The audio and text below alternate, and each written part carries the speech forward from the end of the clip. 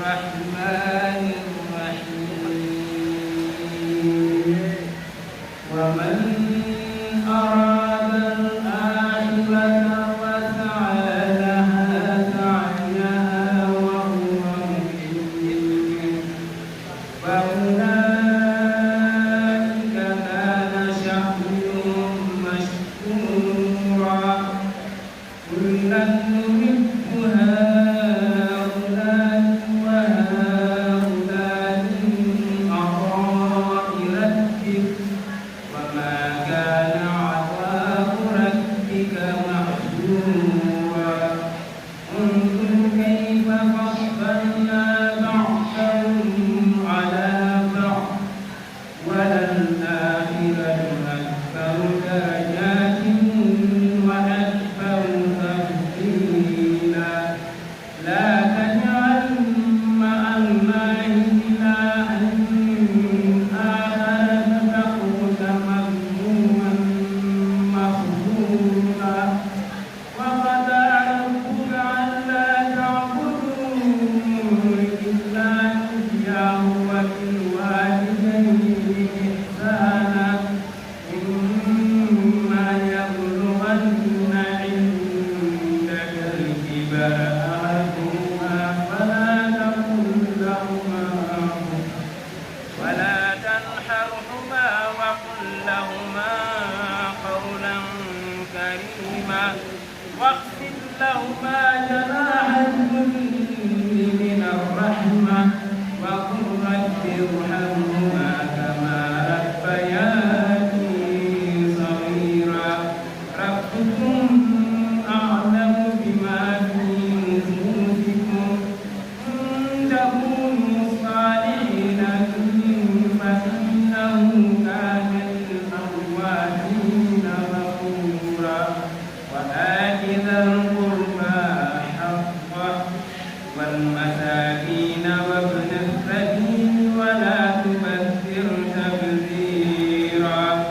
إن المنذرين كانوا إخوان الشياطين وكان الشيطان لربه كفورا وإما تُعْرِضَنَّ عنهم ابتغاء رحمة من ربك ترجوها فقل لهم قولا ميسورا ولا تجعل يدك مغلولة إلى عنقك ولا تبسط كل البسط فتقعد ملوما محجورا إن ربك يبسط رزقا لمن يشاء ويقدر إنه كان بعباده خبيرا بصيرا ولا تقتلوا أولادكم خشية إملاق نحن نرزقهم وإياكم إن قتلهم كان خطأ كبيرا ولا تقربوا الزنا إنه كان فاحشة وساء سبيلا ولا تقتلوا النفس التي حرم الله إلا بالحق ومن قتل مظلوما فقد جعلناك لوليه سلطانا فلا يسرف في القتل إنه كان منصورا ولا تقربوا مال اليتيم إلا بالتي هي أحسن حتى يبلغ أشده وأوفوا بالعهد إن العهد كان مسؤولا وأوفوا الكيل إذا كلتم وزنوا بالقسطاس المستقيم ذلك خير وأحسن تأويلا ولا تقف ما ليس لك به علم إن السمع والبصر والفؤاد وكل أولئك كان عنه مسؤولا صدق الله العظيم. بيادما محمد حامد الرسول لطيب يادما كتاما جلعيوني أكرما مولتي أنيم بيادما جلعيوني أكرما مولتي أنيم بيادما جلعيوني أكرما مولتي أنيم بيادما محمد حامد الرسول لله يادما كتاما جلعيوني أكرما مولتي أنيم بيادما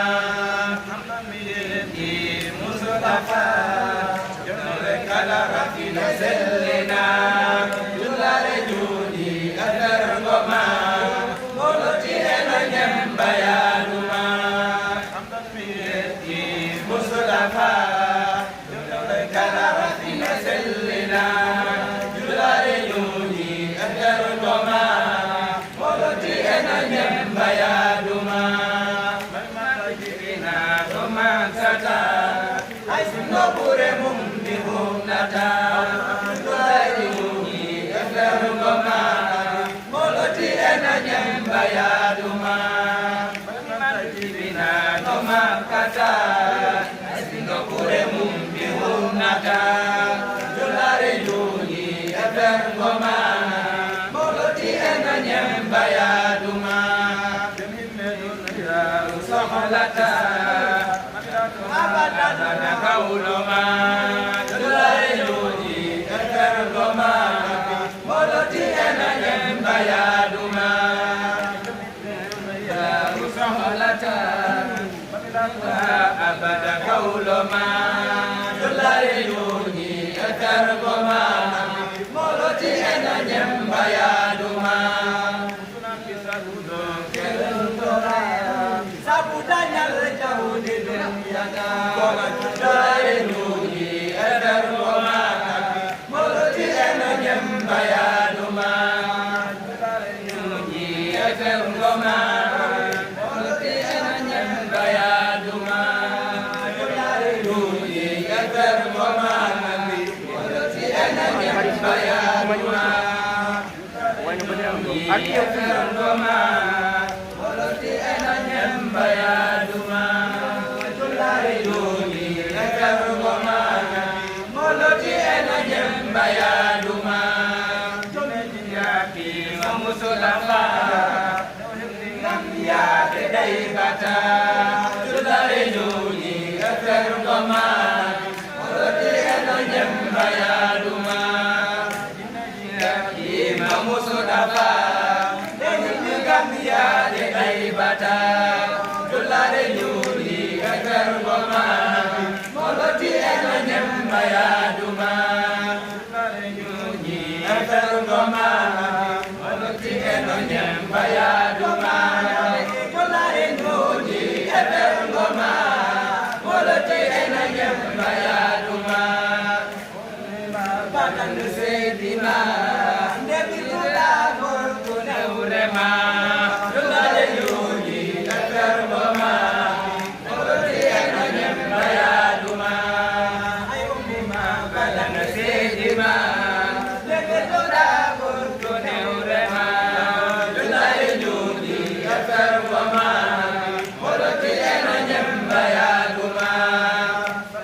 Nan ma tudai bata Usingi beltare haumuka Tulai luji Ekergoma Moloti ena nyemba ya duma Nan ma tudai bata Usingi beltare haumuka Tulai luji Ekergoma Moloti ena nyemba ya duma Kulle Mustafa Andi otiki ojo fana Tulai luji Ekergoma Moloti ena nyemba ya duma Kulle Mustafa Andi otiki ojo fana Tulai luji Ekergoma Moloti ena nyemba ya duma Kudanya kumdanya kosat Muhammada Jolai nuni Yakar Bomana Bola Tiyan Bayaduma Arabili Kala kudanya kumdanya kosat Muhammada Jolai nuni Yakar Bomana Bola Tiyan Bayaduma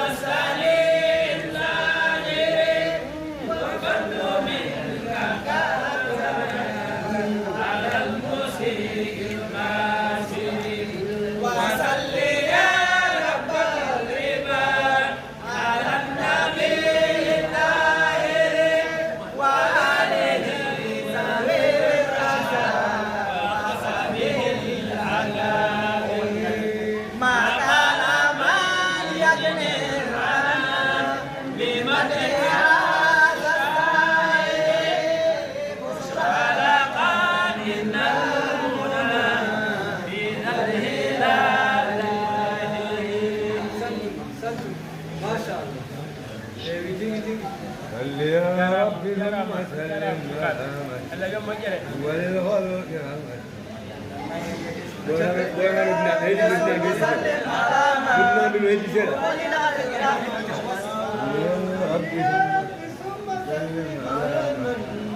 وللخلق رحمة وشفاء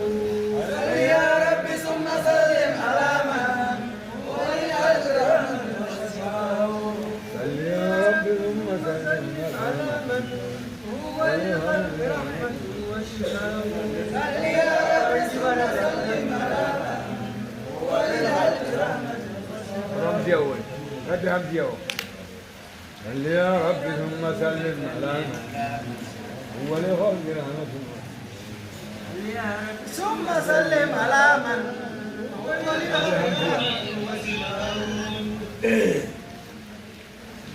صل يا رب ثم سلم